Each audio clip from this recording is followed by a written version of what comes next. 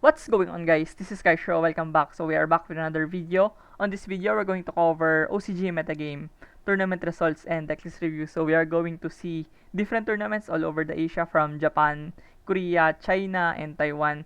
So these are the major tournaments on those regions, and we are going to see the topping decks from June 1 to June 9. So in our video here, we are at my Twitter page or X page.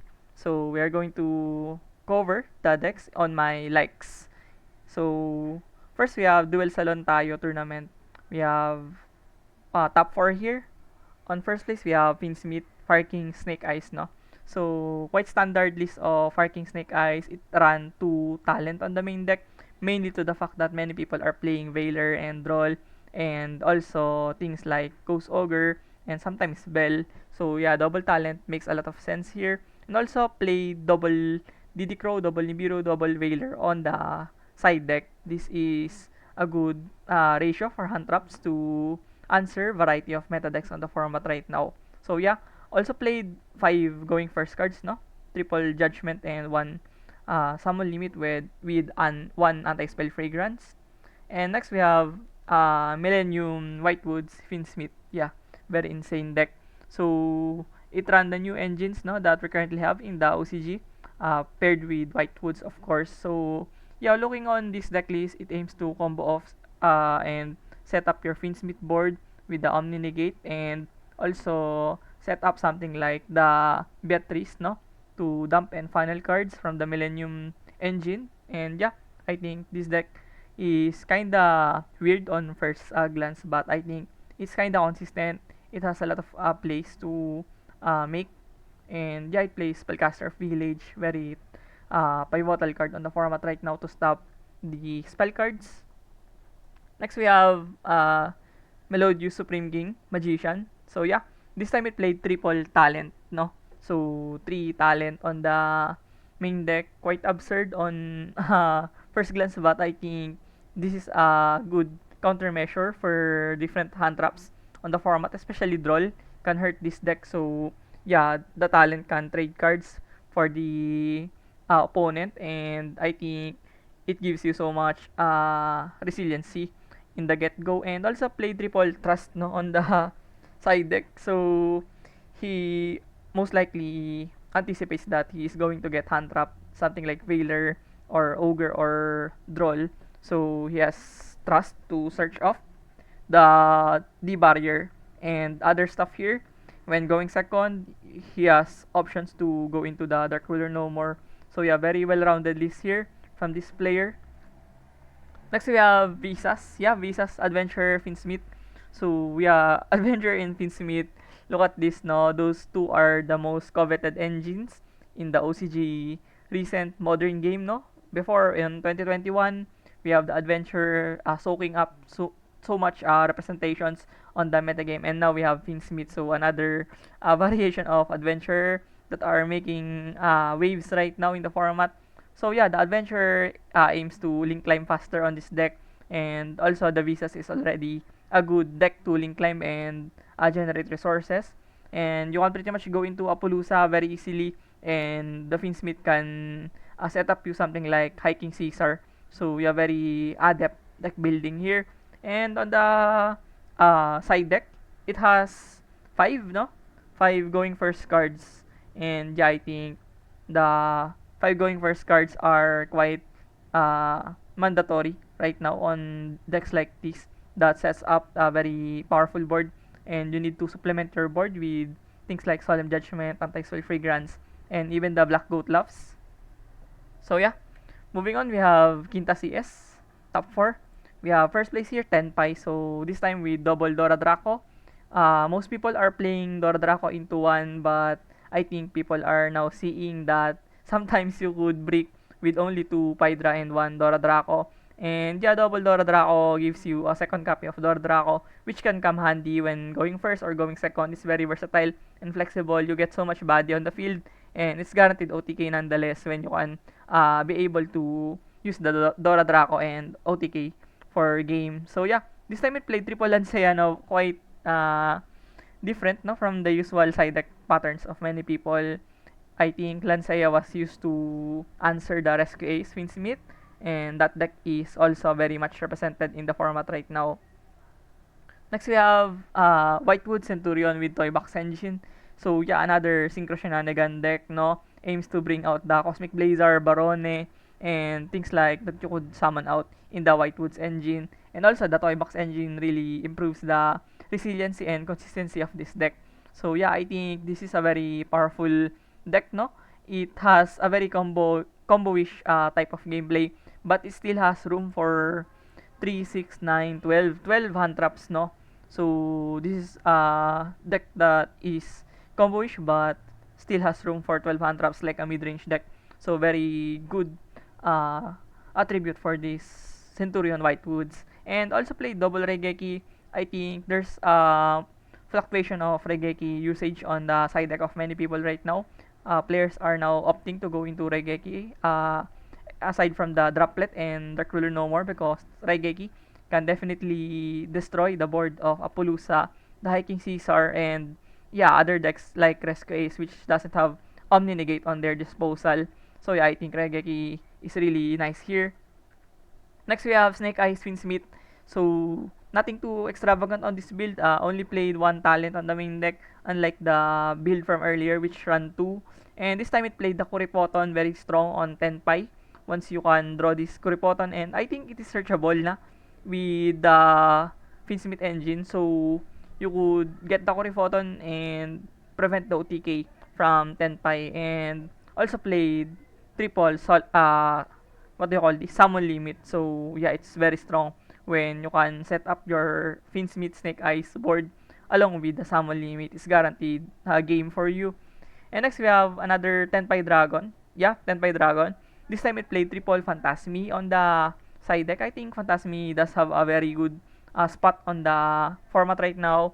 Decks like Finsmith Snake Eyes, Rescue Ace, and even the things like Finsmith Unchained and Finsmith Yubel, all of those are link reliant decks. They are going to extremes of link summoning, and Phantasmi does have a good job on taking care of that scenario for those Finsmith decks. And also Tenpai is going to generate card advantages from the Phantasmi, and it is also a dragon, so you could capitalize on it as a dragon monster as well on your field.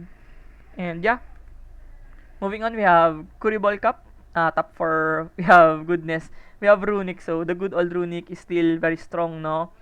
Aims to floodgate the opponent, stun the opponent, deck out the opponent, and gain life points in time. Very absurd and cancerous deck, if you may say. But, yeah, it, it is a deck that still gets the job done at the end of the day. So, it's still a very relevant deck on the format. And if you're not really prepared on dealing with Runic, I think you could lose badly against this deck. And it played Typhoon, no? So Typhoon can be good on certain matchups in the format, like Voiceless Voice, Tenpai maybe. Yeah. So yeah, Typhoon kinda tricky here. And next we have Finsmith Snake Eyes. So another Finsmith Snake Eyes, nothing too extravagant. Just play the Rise to Full Height on the side deck. Kinda unusual on this build. I'm not really sure how you can capitalize on it, but yeah, I think there are ways to capitalize on this card. And next we have Finsmith Yubel. So yeah, Finsmith Yubel, very staple deck on the format right now. Yubel has been very good on the previous week. On the Road of the King report, Yubel has been pretty dominating, no? To say the least. So yeah, Finsmith definitely buffed the deck, and it's now more explosive and much more consistent right now. So yeah, very good deck right now. And next we have, wow, look at this. Finsmith with Cybers and Horus and Tachyon. Yeah, so a bunch of engines meshed together. But yeah, all in all, it aims to go into rank 8s and make a board, of course, to have an interruption on your setup. And very easy to OTK as well, no, on this deck. Bunch of high attack monsters, and of course the Tachyon is one of the contenders right now in the format, paired with Horus and things like Finsmith. It's very absurd and very explosive. And yeah, moving on, we have 1923 CS. We have first place here, Finsmith Yubel, another Finsmith Yubel. Nothing too fancy here. Just play double draw on the main deck over things like Ogre and Veiler. He only played one Veiler, so double draw can be very good on Finsmith matchups and Snake Eyes matchups. So yeah, I think this is a very well-rounded list. And once again, we have 5 going first cards on the side deck. So it's pretty predominant that you need to have at least a form of protection on your board to have a better chance when going first. And next we have, wow, look at this. Branded, yeah, branded. 60 card branded with grass, of course. So he played more going second cards rather than hand traps like Ash Blossoms, Imperms. So he opted to play Book of Eclipse and Evenly Match and Trust as well and Talent. And yeah, very TCG-esque type of deck building, no? But yeah, I think it translates well on the 60 card branded because sometimes you would struggle going second on this deck. That's why he opted to have going second cards on his disposal to improve his chances to beat the opponent and break the board of your opponent. Next, we have another Tenpai Dragon. This time, it played the Multichami. As time went by, people that are playing Tenpai are not considering Multichami anymore. But I think Multichami can still have advantages on drawing cards, and also you get to mulligan as well. So you're going to make your deck more consistent. You're going to draw cards and fix your hands. And I think it's a very good option for Tenpai to improve their hand and get their important cards and procure to OTK, of course. So yeah, I think Multicham is really good here. Played a bunch of 1-offs on the main deck now. 1 Nibiru, 1 Magnamut, 1 Ogre, 1 Bell, 1 Mourner. So those cards can be kinda clutch, no? When you can draw off with Maxi and you're going to target and answer a lot of meta decks on the format right now using these cards. And next we have another Tenpai Dragon. This time it played more going second cards on the main deck with triple Droplet and double Lightning Storm. So these cards are very strong on roguish matchups. Once you can destroy their board and eradicate their problematic monsters, you're pretty much going to OTK them easily. So Lightning Storm can be very good on Rescue Ace if they don't have the Omni Negate set up from the Finsmith and they are emptied with the back row shenanigans from the Turbulence and with Little Knight only and Apollousa. So Lightning Storm can definitely handle that board of Rescue Ace. And yeah, played Heatwave as well. I think people are now playing Heatwave on Tenpai once again because before they are just playing Kaiser with Solemn Strike or Solemn Judgment and yeah, other going first cards. But now Heatwave are making a return on some Tenpai deck lists. And yeah, moving on, we have Ogre Bento, CS. We have first place Evil Eye Finsmith, no? So I never imagined how this how this deck functions right now. But I guess he wants to sit on the Evil Eye and control the match, and also the Finsmith can make something like the Hiking Caesar or the Omni Negate of Finsmith, of course. So it is more versatile right now and can be more explosive than the usual control variation of the gameplay of the Evil Eye. So yeah, I think it's really necessary to play Finsmith right now on Evil Eye to boost the ceiling of the deck.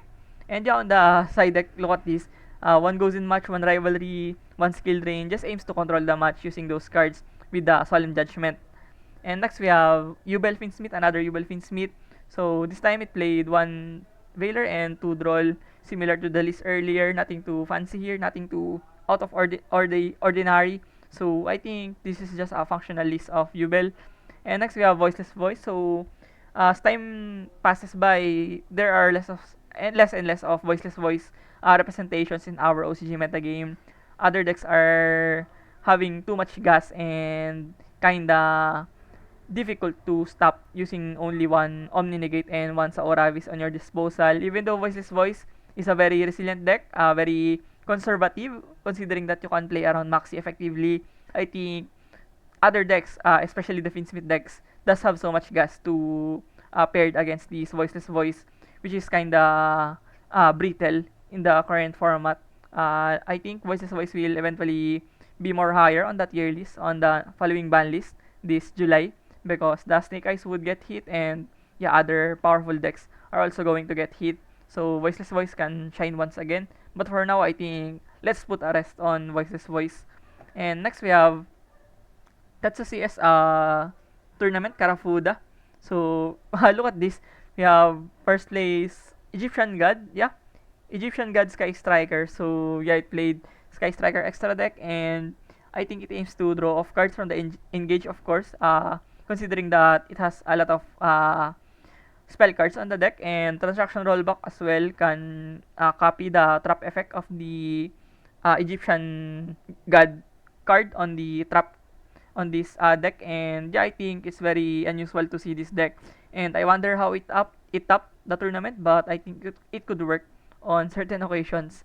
And next we have Tenpai Dragon. So this time with triple Dora Draco. So this is my build. On my previous Tenpai build, I played triple Dora Draco with double Pydra, and I found it very consistent. I was able to draw off those important cards on different matches, and it was able to make things happen for me. But the problem would be the clagginess of the deck. Sometimes you could draw one Pydra, one Dorodraco, and other Tenpai name, and you could only draw two or one hand trap, and it's very underwhelming considering that you're going to go second. Those can be very problematic for you because you don't have answers for your opponent, and as much as possible, you need to draw off hand traps and something like Droplet or Super Poly on this deck. Next, we have Yubel Smith, another Yubel Smith. So, yeah, we could already tell that it is also one of the most popular decks in the OCG right now. Probably one of the most played decks in the recent weeks. So, I think it translated towards the Uncrowned, rather, Road of the King metagame report. So, yeah, I think this deck would be more represented. And next, we have Snake-Eye Smith. Yeah, Snake-Eye Smith, nothing too extravagant on this build. Yeah, just the usual amount of cards, nothing too fancy. And next we have another Tetsu tournament, Karafuda, and now we have Musketeer, Magical Musketeer Smith. So this has been a very controversial deck in the OCG right now. Some YouTubers and influencers are claiming that Magical Musketeer Smith are part of the tier list of the OCG metagame right now. But for me, I don't really see too much plays of this deck. I don't really see it tapping quite extensively each week. So I don't rate this deck too much, but I think it could work. Right now, it has a lot of potential because of the uncanny playthrough of this deck. It's really hard to deal against this deck, and especially if people doesn't know how to interact with this deck, I think they will be in a very bad position to play against this type of deck. And yeah, next we have Illusionist Chimera Smith, no?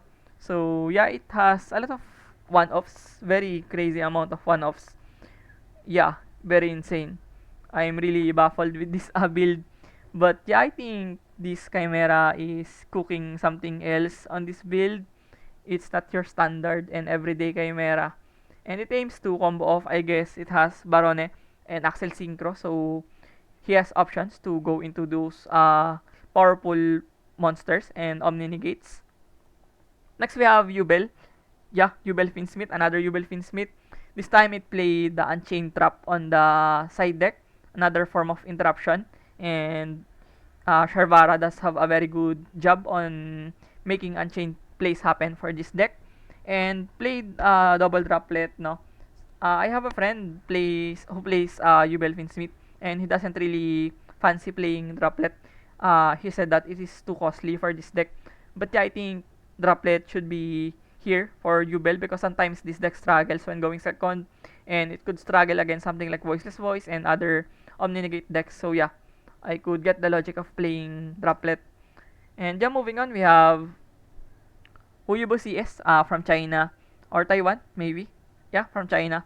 First, we have the newly buffed Trickstar with Finn Smith. So the good old Trickstar are doing it once again. So thanks to their new support from DP29, if I'm not mistaken. So Finn Smith, yeah, double copy of the Finn Smith and enables you to do something like Beatrice or the Omni-Negate of Finn Smith. And also the Trickstar can set up something like the trap of I forgot the name of this trap card of Trickstar. Let me know on the comments if what is the name of this reincarnation something. Yeah, I forgot something. And yeah, it could be very brutal along with the combo of Droll and Lockbird, there's an interaction with those two, and it could definitely hurt people. And also, Trickstar is very substantial on game 3. It burns damages, and it's really hard to stop this deck from burning damage. And next we have Purely. So the good old Purely is still kinda kicking it, no? This time with double shifter and fissure. So he has a lot of graveyard hate on main deck.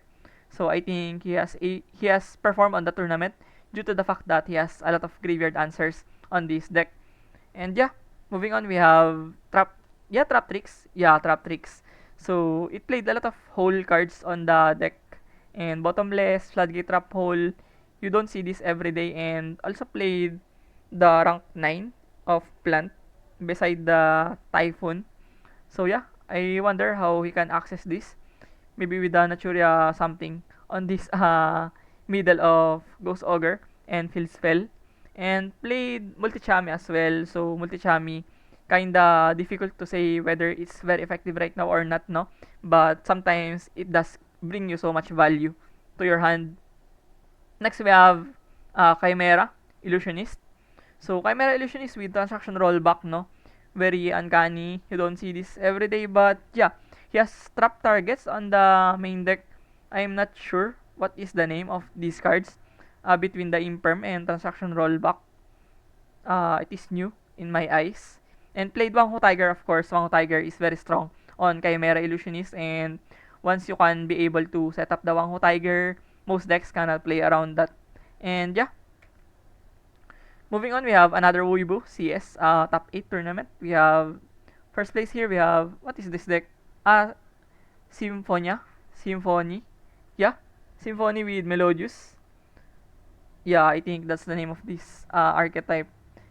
So a pendulum deck that aims to go off with the Ostinato and also capitalize on the Melodious cards.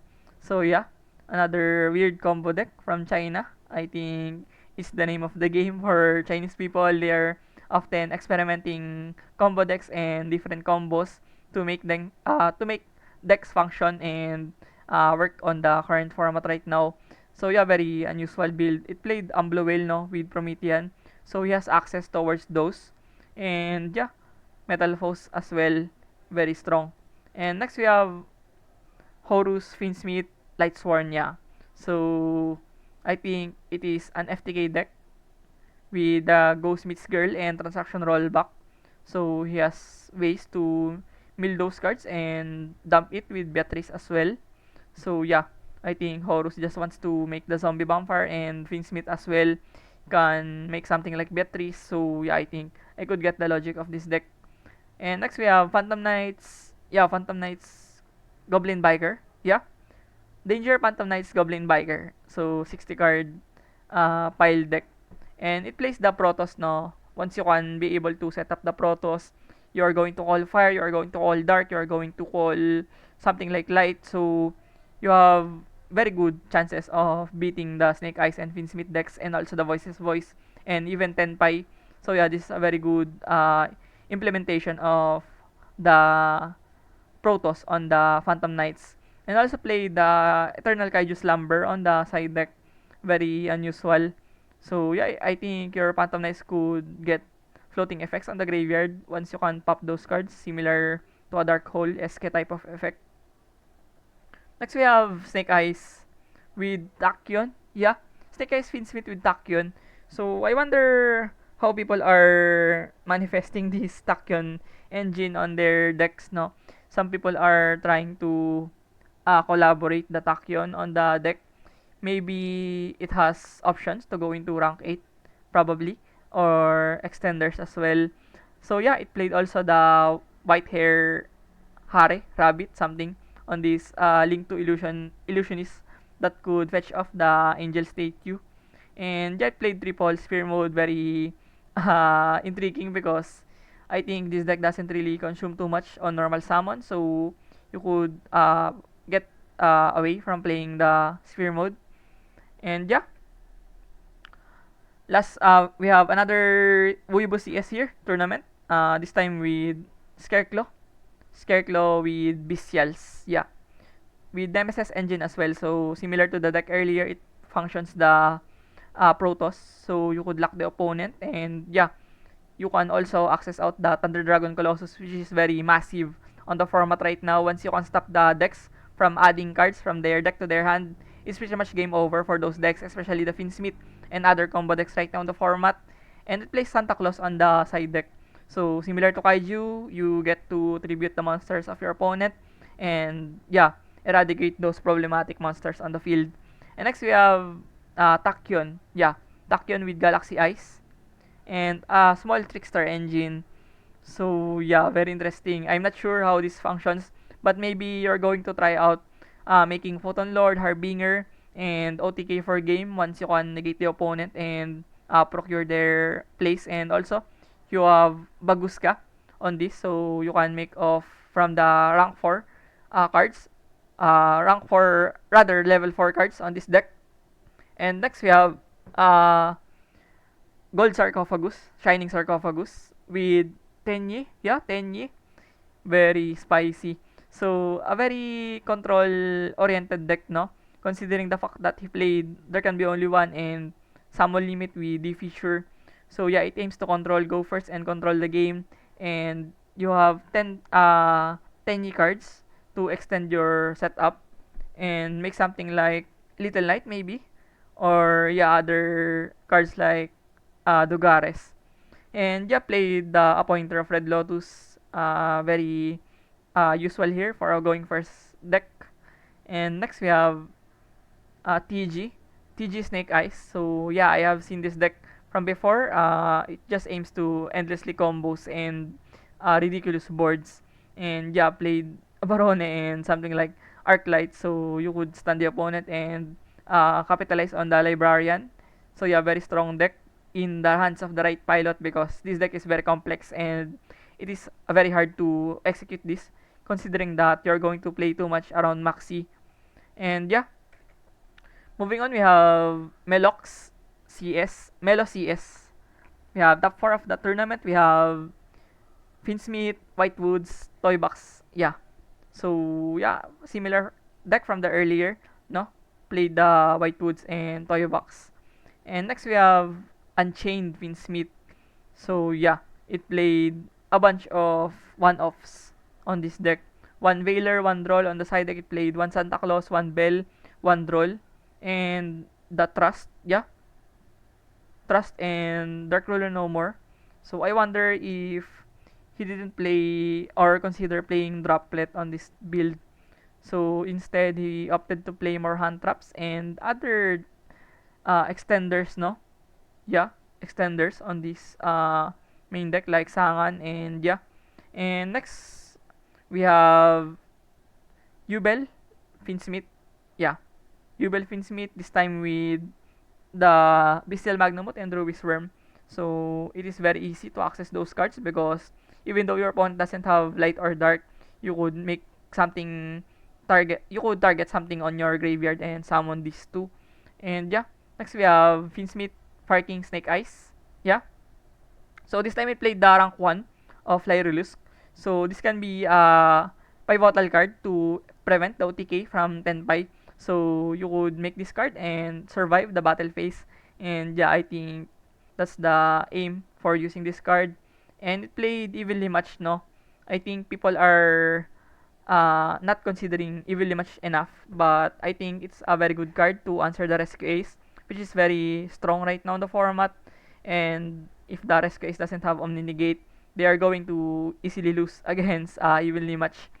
So yeah, I think that's the last of our report right now. So once again, thank you for watching this video. I hope you learned something from it, and please do consider subscribing and liking this video. It definitely motivates me a lot. So once again, thank you for watching. See you on the next one. Peace.